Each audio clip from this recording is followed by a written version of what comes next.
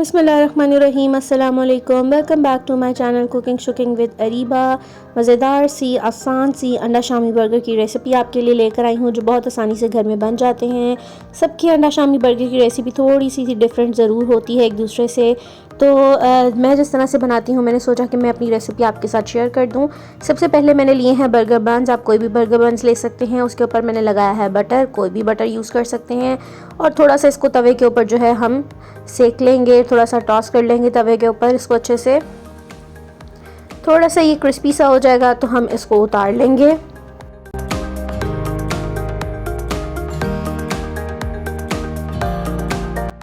अब बारी है शामी फ्राई करने की, तो ऑयल डालेंगे और अंडे में डिप की हुई शामी जो है वो हम फ्राई कर लेंगे।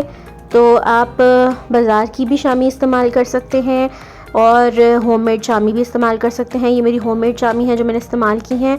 जब तक हमारी शामी फ्राई हो रही है तब तक जो है वो हम यहाँ पर इसकी सॉस रेडी कर लेते हैं। तकरीबन 2 चम्मच मैंने मायोनीज़ यूज़ किया है और 1.5 चम्मच के करीब मैंने चिली केचप इस्तेमाल की है।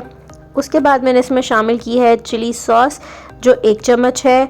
फिर हम इसमें डालेंगे पेरी पेरी सॉस जो इसको थोड़ा सा स्पाइसी टच देगी, वो 1 चम्मच है। और हाफ़ चम्मच जो है वो मैंने इसमें मस्टर्ड पाउडर का शामिल किया है और थोड़े से ऑरिगानो स्प्रिंकल कर दी हैं। तो ये बड़ी अच्छी सी मज़ेदार सी सॉस बन जाती है। किसी भी चीज़ के साथ आप इसको खा सकते हैं, किसी भी चीज़ के साथ आप इसको सर्व कर सकते हैं। बहुत ही मज़ेदार सी जो है चटपटी सी जो सॉस है वो रेडी हो जाती है। तो इस तरह से हमारी सॉस जो है इसको मिक्स कर लेंगे और ये रेडी है। अब हम अपने शामी की तरफ वापस आते हैं। शामी जो हैं वो फ्राई हो गई हैं, रेडी हो गई हैं, तो इनको प्लेट में निकाल लेते हैं।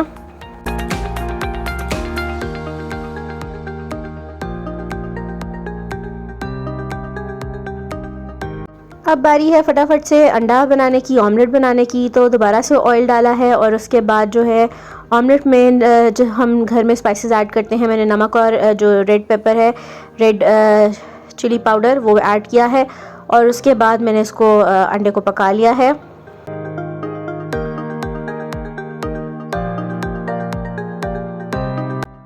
अच्छा, शामी बर्गर होता तो बड़ा आसान है बनाना, सबको ही आता होगा और सभी आराम से बना लेते हैं इजीली।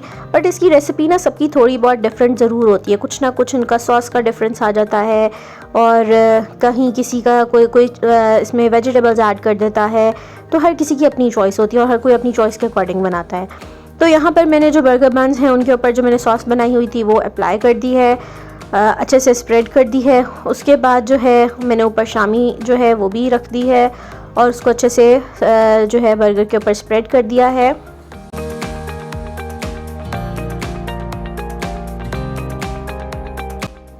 अंडा भी इसके ऊपर जो है वो जंप करके आ जाएगा जी और अंडा भी लग जाएगा। अब जो है प्याज वो कह रहे हैं कि हम क्यों पीछे रहें, तो प्याज भी मैंने इसके ऊपर डाल दी हैं और इसमें शामिल कर दिए हैं, जो इसको बड़ा ही अच्छा सा ना टेस्ट दे देते हैं। तो इस तरह से बारीक बारीक से मैंने जो है वो लच्छा प्याज काट लिया था और इसके ऊपर स्प्रेड कर दिया। फिर वापस मैंने जो सॉस मेरी बची हुई थी वो भी मैंने इसके ऊपर डाल दी ताकि ये बड़े सॉसी से, बड़े मज़े से, जूसी से बन जाएं।